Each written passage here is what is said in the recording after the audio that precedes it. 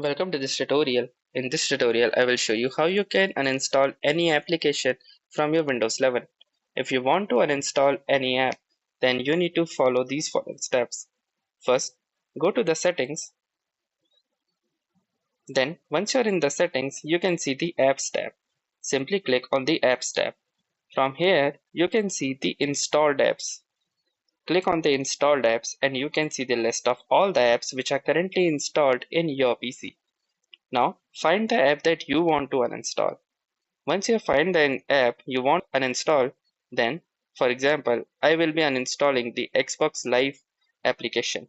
So, simply click on the three vertical dots right here, and then you can see the uninstall option.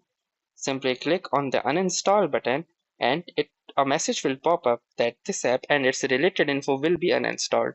If you want to proceed, simply click on the uninstall button. Once you do, it will take some time, and as you can see that the app is now disappeared and has been successfully uninstalled from your PC. So if you like this video, make sure to hit the like button as well, comment on this video, share it, and don't forget to subscribe to our channel. Thank you for watching and have a nice day.